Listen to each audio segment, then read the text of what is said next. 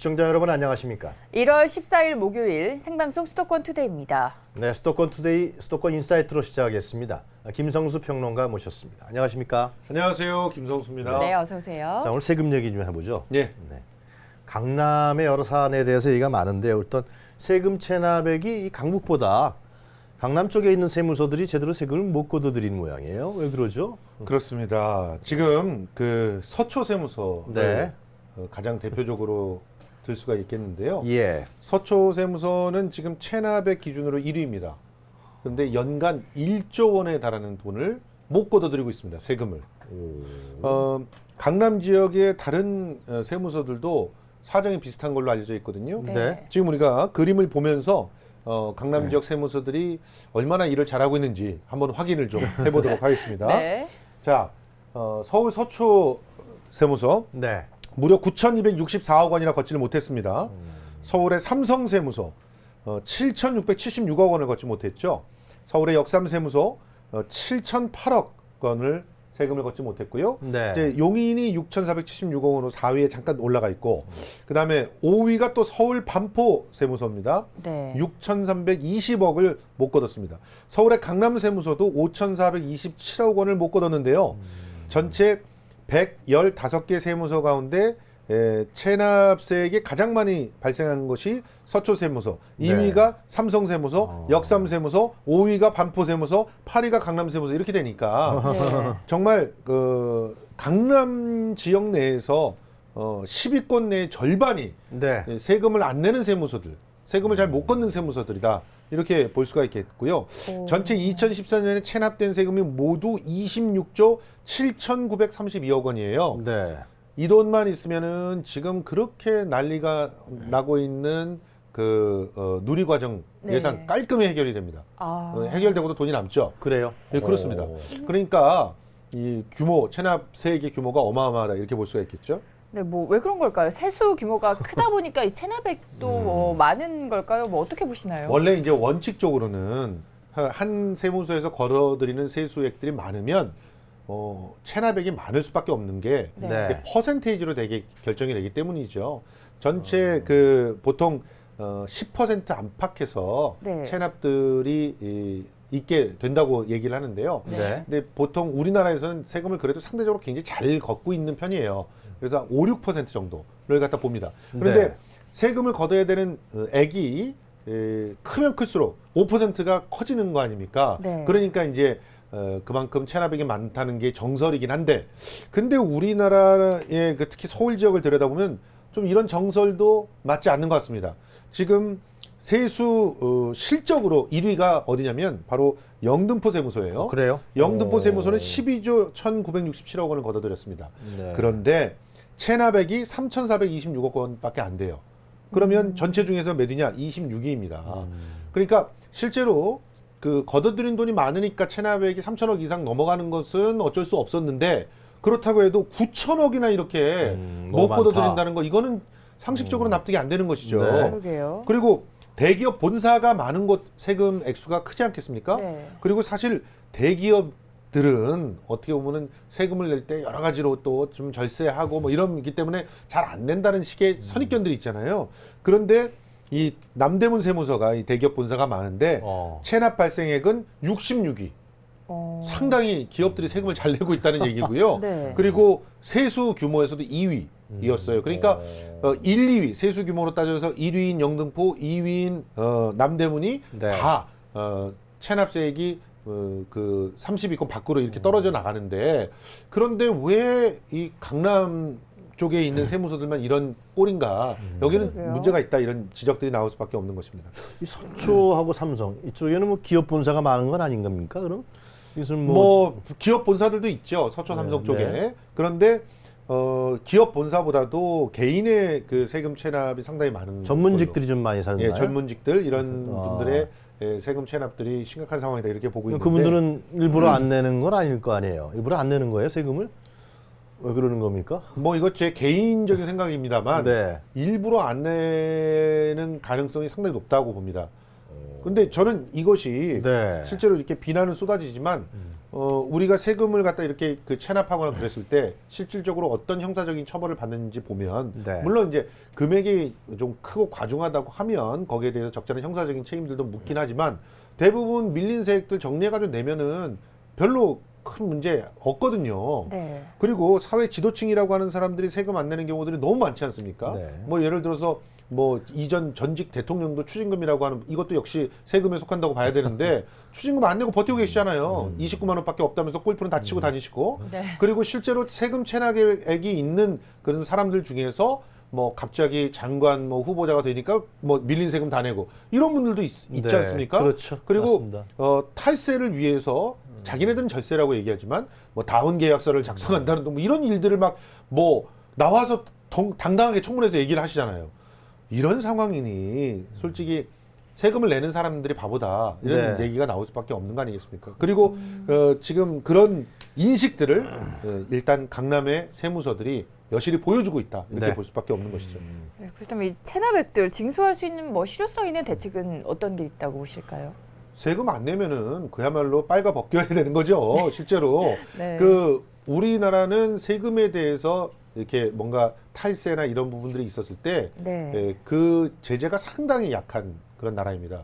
우리는 가압류나 그 정도 수준인가요? 예, 그 정도죠. 뭐 이제 그다음에 뭐 10%더 부과한다거나 예, 뭐 그 적금만 늘어난다든가 뭐 그 그 정도 정도죠. 수준인 거죠. 예, 실제로 지금 좀 상대적으로 강력한 그런 그 체납 관리들을 한다고 해서 기동대들이 이제 가서 뭐 차량을 갖다 가압류한다든가 일부는 경매에 넘긴다든가 해가지고 네. 세금을 벌충하고는 있지만 기본적으로 세금을 숨길 수 있는 그런 장치들이 상당히 많이들 있다는 얘기죠. 그래요. 뭐 해외로 재산을 갖다 도피해 버린다든가 그리고 특히 아내나 그 가족들 중에서 이런 네. 그 서로에 대한 어떤 그 책임이 없는 사람들에게 뭐 그런 얘기들 많지 않습니까? 뭐 사위한테 뭐 이렇게 재산을 뭐 도피해 놓는다든가 뭐 매제 뭐 이런 사람들한테 도피해 놓는다든가 이런 사람들이 많아요. 그러다 나중에 가서 재산 갖고 뭐 실제로 이게 내 재산이었다는 둥 뭐 이러면서 싸움도 많이 나지 않습니까? 그러니까 실제로는 조금 더 강력한 어떤 수사권들이 이 세금 체납에 대해서 징수를 하려고 하는 그런 분들한테 있어야 되지 않나 네. 이런 얘기들이 나오고 있는데 실제로 세금을 징수하는 그런 그 세무관 이분들이 조금 더 강력한 권한들을 가지고 그 세금을 내지 않는 사람들을 특히나 이렇게 고액의 세금 체납자들을 완전히 징벌할 수 있게끔 해줘야 된다고 보고요. 고액의 세금 체납의 어떤 이 상황들이 있었다 그러면 이거는 단지 의혹만 갖고도 네. 네. 공직자 생활 같은 걸 못하게 만들어야 돼요. 아니 기본적으로 국민의 의무 중에 가장 중요한 의무 중에 하나가 납세의 의무 아니겠습니까? 네. 근데 납세의 의무를 지키지 않고도 장관이 돼요. 이런 일들이 벌어지니까 결과적으로는 세금을 갖다가 안 내는 일들이 벌어지는 거 아니겠습니까? 네. 잘 알겠습니다. 네, 네. 그래서 뭐 실효성 있는 대책에 대한 고민이 계속해서 필요해 보이고요. 예. 이렇게 지금 강남 세금 체납액 문제까지 짚어봤습니다. 여러 가지 강남 내 사안에 대해서 저희가 이 시간 이야기하고 있는데 이번에는 주제를 조금 바꿔보도록 하죠. 강남 지역하면 또 하나의 고정된 이미지가 바로 사교육 1번지라는 거거든요. 예. 네, 그런데 강남 일대 요즘에 폐업하는 학원들이 상당히 늘어나고 있다고 하던데요. 예, 그렇습니다. 저희가 이제 그림을 보면서 한번 보시면 그 실태를 갖다 보실 수 있을 거라고 봅니다. 네. 지하철 3호선 대치역하고 네. 그다음에 도곡역 사이 음마아파트 사거리와 대치 사거리에 이르는 이 일대가 학원가 1번지입니다. 네. 예전에는 종로가 1번지였는데 여기로 올라갔죠. 근데 서울 전체에서 3,238개의 학원이 폐업을 하는데 강남교육지청 산하의 서울 지역에 네. 3,238개의 학원들이 있는데 강남교육지청 산하에 1,191개가 이제 문을 닫은 거죠. 그리고 그 강서 지역의 폐원 학원 수가 331개. 그러니까 전체 3,238개의 그 폐원 학원 수 중에서 거의 3분의 1 이상을 강남에서 문을 닫고 있다. 이렇게 볼 수가 있는 것이고요. 네. 강서가 2등인데도 3배의 차이가 나는 그런 네. 상황입니다. 그래서 서울 전체 인구의 10분의 1밖에 안 되는 네. 강남 서초구에서 폐원 학원이 1,100개 이상이 나온다는 건 굉장히 이상한 그런 숫자다 이렇게 말할 수가 있겠습니다. 강남 지역에서 학원이 계속 폐업한다는 것은 그만큼 경쟁이 치열해지고 있다. 뭐 그 속에서 생존 경쟁 속에서 버티지 못하는 학원이 있다. 뭐 그렇게 우리가 분석할 수도 있는데요. 예. 그러나 하여튼 그래도 하여튼 학원 하려고 하는 사람들은 강남으로 가는 거 아닙니까? 그러니까 그 두 가지가 다 요인이 되는 거죠. 일단 학원 하면은 대치동 학원가입니다. 그 외에 아주 강력한 큰 학원들은 종로 쪽에도 있고 그렇지만 중소 규모라고 할 수 있고 그리고 또 어떻게 보면은 지금 그 요즘에 학원들을요 초등학교 5학년 때부터 보낸다고 합니다. 초등학교 5학년 때부터 성적 관리를 꾸준히 해줘서 네. 그래서 그들을 뭐 국제중 같은 데 보낸다거나 그리고 또 수학 영재 같은 걸로 선정되게 만든다거나 그리고 나중에 이제 고등학교 때 특목고에 갈 수 있게끔 만드는 어떻게 보면 일상 관리 이런 것들은 이제 종로에 있는 그런 대형 학원들이 할 수 있는 게 아니거든요. 네. 네. 요런 학원들이 맞춤식 그 교육을 하는 그런 학원들이 이제 그 강남에 많은 것인데 그래서 이 흔히 말해서 이런 그 일상의 학습관서부터 시작해가지고 부족한 부분들을 갖다가 그 선택적으로 맞춤식으로 가르치는 이런 형태의 시스템을 대치동 시스템이라고 얘기를 하면서 그렇습니까? 그러면서 이런 시스템이 전국적으로 이제 뭐라고 보면 이제 확산돼가는 그런 상황들이 있습니다. 그런데 보세요. 대치동 시스템을 도입한 학원이 예를 들어서 경기도 무슨 안산에 생겼다. 그런데 그게 대치동 시스템인지 어딘지를 어떻게 알겠어요. 말만 듣고 모르잖아요.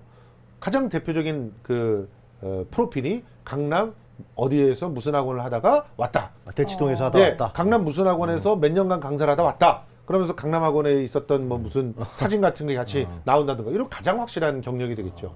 그러니까 너도 나도 일단 강남에 학원을 열고 보는 거예요. 그래서 거기서 폐업을 하더라도 네. 나중에 다른 곳에 가가지고 차렸을 때 그 시너지를 더 얻을 수가 있다는 거예요. 그러니까 여기에 말하는 1191개의 폐업 학원 숫자에는 허수가 상당히 많은 겁니다. 실제로는 열었다가 견디지 못해서 망해서 가는 그런 학원들도 있겠지만 네. 전략적으로 강남에 일단 열어요. 그래놓고 거기서 일종의 시너지를 갖다가 노리는 그런 형태의 투자를 하고 그리고 다른 데로 이전을 해서 그 어떤 이름을 사용하는 일종의 대치동에 학원을 냈다는 게 브랜드가 돼버린 이런 아주 우픈 그런 세상이 돼버린 겁니다. 그 사교육의 허와실이 다 드러나는 것 같아요. 그렇습니다. 맞습니다. 그러니까 이른바 강남의 그 족보가 큰 프리미엄이 된다라는 말씀이신데 이거는 학생들한테도 마찬가지인 것 같습니다. 강남 지역 학원 근처에 그 초단기 임대가 성행을 하고 있다고 하던데요. 그렇습니다.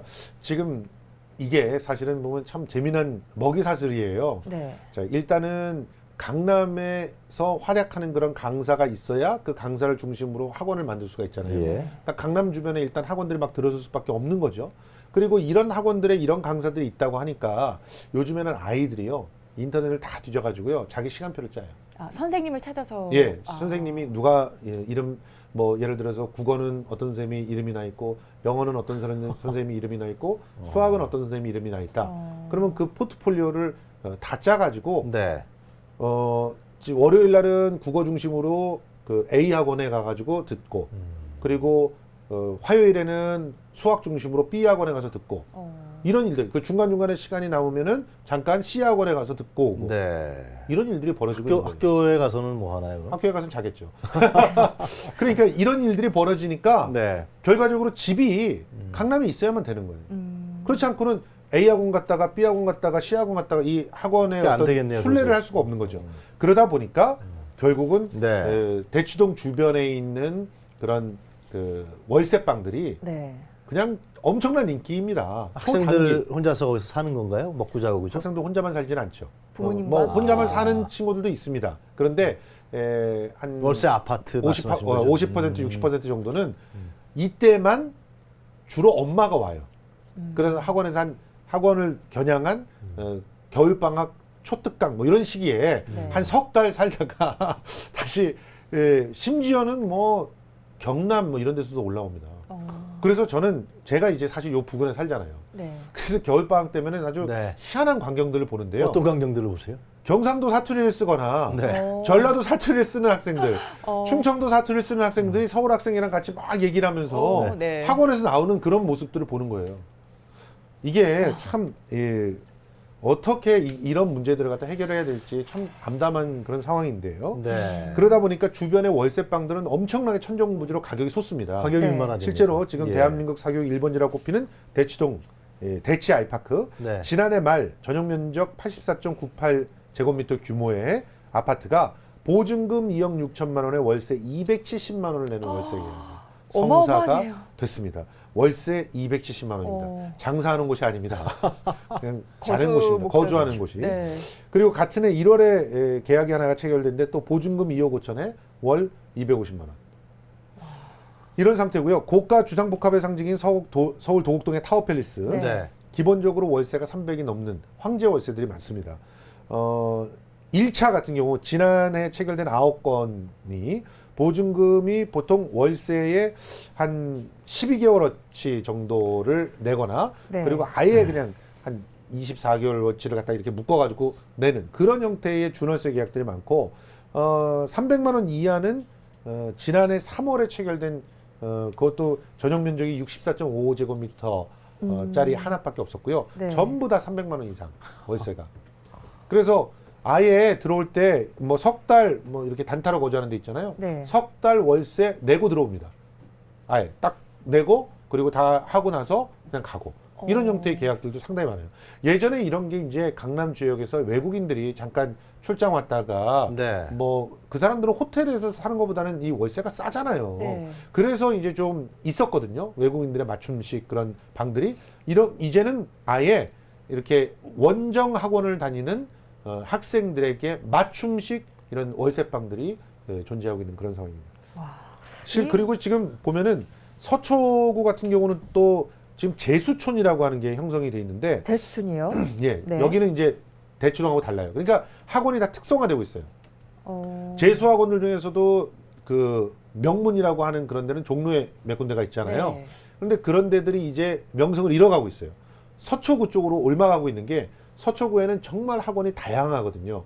뭐 기숙형 학원들도 있고 그리고 자기가 원하는 단과만 갈 수 있는 학원도 있고 종합 형태로 관리해주는 학원도 있고 다양해요. 그러니까 서초동 쪽을 많이 가는데 여기에는 이 학원들 옆에 아예 기숙사가 있습니다. 이게 이제 이른바 학사인 거예요. 학사. 근데 방이 정말 고시원 같아요.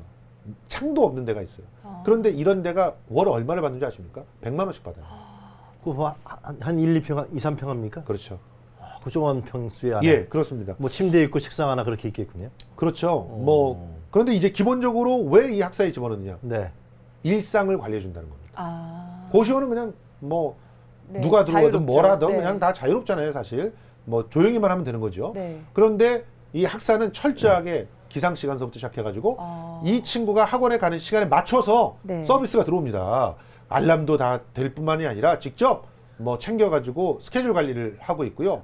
심지어는 이제 학부모들이 원한다고 하면 동태까지도 이제 일정 정도 감시가 가능한 그런 시스템이라서 이제 학사 측이 기본적으로 더 인기가 있는 그런 상황이라서 서초동 쪽, 서초구 쪽 제수촌 쪽에는 학사와 제수 중심의 종합학원, 기숙학원. 예. 그리고 그 대치동 쪽에서는 초등학교 5학년부터 시작해가지고 일상적인 점수를 갖다 관리해주는 그런 중소 규모의 선택적 학원들 이런 것들이 이제 창궐하고 있는 그런 상황입니다. 사교육 실태가 갈수록 심각해지는 게 아닌가라는 생각이 드는데요. 그런 가운데서 이 강남구청 인터넷 수능 방송에 관심이 쏠리고 있다고요? 예, 사실 뭐 강남 인강은 아주 명성이 높은 그런 강이었어요. 그렇습니까? 예, 강남구청에서 한 정책 중에서 사실 가장 그 인기가 있는 네. 성공한 정책이라고 얘기를 합니다. 네. 근데 네. 사실은 뭐 욕도 많이 먹었어요. 아니 구청에서 나서서 사교육 해주고 있는 거냐 이런 얘기들이 있었는데 네. 사실은 그 연간 수강료가 5만 원밖에 안 되는 아주 저렴한 그런 연간요? 예. 어. 예. 그러니까 연간 수강료가 5만 원밖에 안 되는 아주 저렴한 돈을 내고 네. 그야말로 최고의 강사들을 네. 만날 수 있는 오. 인터넷 강의입니다. 네. 그래서 이 강남 인강의 경우 학교 내신 위주로 또 그 점검을 해주기 때문에 네. 그래서 많은 전국 단위로 많은 사람들이 지금 들어오고 있는데 대개 한 11만 명 정도가 지난해에 이 강남 인강을 수강했다고 합니다. 그래요. 이 뭐 사교육비 문제와 고민을 뭐 이렇게 인터넷 강의들이 해결을 해줄 수 있다면 얼마나 좋겠습니까? 이 모든 학부모의 바람이 아닐까 싶은데요. 뭐 이렇게 한편에서는 더 좋은 성적과 그 대학을 위해서 애를 쓰고 있는데 또 다른 한편에서는 지위와 명예 앞에서 참담한 신경을 감추지 못하고 있습니다. 바로 이 세월호 참사로 희생된 기간제 교사들 얘기인데 예.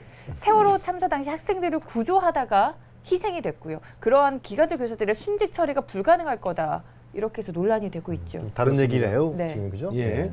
경기 안산시 단원고의 기간제 교사 김초원 씨 사망 당시에 겨우 26살이었습니다. 2학년 3반 이지혜 씨 사망 당시에 고작 31살이었습니다. 이 두 분은 그 각각 2학년 3반과 2학년 7반의 담임 선생이었는데요. 이 두 분이 전부 기간제 교사였습니다. 기간제 교사였다고 이분들이 학생들에 대한 책임이 소홀했거나 그러지 않다라고 하는 것은 순직한 상황을 봐도 알 수 있습니다. 그렇죠. 실제로 이분들은 자기가 탈출할 수 있는 기회가 있었음에도 불구하고 네. 학생을 한 명이라도 더 살리기 위해서 객실 아래쪽으로 내려가서 사망을 한 걸로 발견이 되고 있지 않습니까? 학생들에게 자기가 입고 있던 구명조끼까지 내준 사람들이 이분들입니다. 근데 이분들이 왜 순직 처리가 안 되는 겁니까? 이해할 수가 없는 거죠. 그 그런데 이유가 있을 거 아니에요. 기간제 교사는 이유밖에 없습니다. 기간제 교사이기 때문에. 정식 교사가 아니기 때문에. 그렇습니다. 현행법상 기간제 교수는 뭐 기간제 교사든 별정직 공무원 아닙니다. 그 현재는 교육 공무원도 아닌가요? 공무원이 아닙니다. 아, 예. 그냥 일반 근로자인가요? 그렇죠. 그래서 순직 처리가 안 되는 건가요? 그렇습니다. 만약에 별정직이라도 공무원이라고 하면 네. 공무원법에 의해서 구제를 받을 수가 있는데 지금 이 교사들은 그야말로 그래서 최근 들어서 인터넷에 한 그 만화가 네. 많은 그 사람들에게 의해서 그 공유가 되면서 가슴을 절절하게 울렸던 그런 경우가 있었는데요. 거의 그 정규직인 교사의 네. 그 반은 노예인 것처럼 그렇게 서비스를 제공을 하고 예. 누구보다도 열심히 학생들하고 만나지만 학생들한테도 인정을 받지 못하고 글쎄 말이에요. 결과적으로는 네. 이렇게 순직을 했음에도 불구하고 현행법상 순직 공무원 처리가 불가능하다는 그런 얘기만 되풀이하고 있는 네. 이런 상황에 놓여 있는 그래서 것이죠. 가족들이 이 문제에 관련해서 소송을 제기했죠. 예, 소송을 대법원에서는 제기해서 어떻게 지금 대법원 확정 판결은 아직 기다리고 있는데 네. 1심, 2심 재판부에서 모두 패소를 했습니다. 아, 1심, 2심 재판부에서 기관지 교사는 모두 교사로 인정을 했습니다. 네. 그런데 그래요? 그 여전히 정부에서 교육부에서는 정규 교원으로 인정할 수 없다고 하면서 이 교육부에서 3심까지 이제 밀어붙이고 있는 그런 상황인 거죠. 아, 교육부에서 그러면 대법원까지 손을 넣은 거예요? 예, 그렇습니다. 네, 뭐 대법원에 선고가 나면 교육부도 따를 수밖에 없는 거 아닌가요? 그럴까요? 지금 현재 교육부 순직 같은 처리를 해줘야 경우는 될 거 아니에요, 그러면. 지금 현재 그 정부의 그 어떤 행태들을 보면 네. 법이 있다고 해도 그 법과 다른 행정 지침을 내려서 예. 지금 노동오법 같은 경우도 법이 아직 통과가 전혀 안 됐잖아요. 그런데 네. 행정 지침을 내려서 심지어는 지금 그 기간제 근로자들이라든가 또 파견 대상에서 지금 제외된 근로자들 이런 사람들까지도 지금 파견이 될 수 있는 것처럼 유권 해석을 내리고 있고 그리고 또 근로 시간 같은 경우도 네. 이런 식으로 유권 해석을 내려서 실질적으로 임금을 깎고 있고 유연하게 해고를 할 수 있는 그런 상황들까지도 행정 지침을 통해서 관철시키고 있잖아요. 그렇기 때문에 대법원에서 설사 이렇게 조치를 내린다고 해도 교육부에서 이걸 받아들일지는 지켜봐야 되는 상황입니다. 참 마음이 아픕니다. 이번 일로 인해서 또 한 번 기간제 교사에 대한 차별이 논란이 되고 있는데요. 예, 사실은 이번 논란을 보면서 우리가 지금 기간제 또 비정규직이라고 하는 그런 제도가 네. 얼마나 우리들 스스로의 삶을 그야말로 벼랑으로 이끌고 있는지를 여실히 보고 있습니다. 우리도 누구든지 그 비정규직 기간제들이 될 수가 있는 상황에 놓여 있지 않습니까? 네. 근데 그런 순간 법에서 제공하고 있는 그 모든 보장들을 받을 수 없는 상태들로 내몰리게 되는 것이죠. 그렇다고 한다면 이게 양질의 일자리, 안정된 일자리라고 말할 수가 없는 것이고요. 결과적으로 이런 일자리들을 줄이고 정말 안정된 일자리들을 늘리는 방법들로 법이 만들어져야 될 것인데 지금은 오히려 기간제와 비정규직을 양산해내는 법들이 자꾸 쏟아지고 있지 않습니까? 네. 노동 개혁법이라고 하는 것도 그런 부분이 있고요. 그렇기 때문에 반드시 이번 기회에 기간제 교사에 대한 차별이 사라져야 된다고 보고 이 부분을 지금 법으로 준비를 하고 있습니다. 그래서 네. 그런 법들이 빨리 통과될 수 있는 그런 기대를 또 해보겠습니다. 기간제 교수가 전체 교사의 한 10% 정도의 수준을 차지한다 그러는데요. 예. 네. 이들이 동일 노동 동일 임금의 적용도 못 받고 있고 예. 여러 가지 기본적으로 갖춰야 될 권리도 행사하지 못하고 있다. 이런 실제로 말씀으로 아주 예. 슈퍼 의리기 때문에요. 뭐 성적인 어떤 예. 그 착취라든가 뭐 노동의 착취 위에 수많은 감정적인 착취들이 이루어지고 있기 때문에 더군다나 교권까지도 가장 최첨단에서 흔들리고 있는 그런 처지이기 때문에 네. 무엇보다도 이들에 대한 권리를 찾아주는 것이 교권을 바로 세우는 데도 도움이 될 거라고 생각을 합니다. 그냥 안타까운 교육 현실이네요. 네, 법이 준비가 되고 있다고 하니까 하루빨리 통과가 되기를 바라겠습니다. 오늘은 김성수 평론가와 이야기 나눠봤습니다. 오늘 도움 말씀 고맙습니다. 고맙습니다.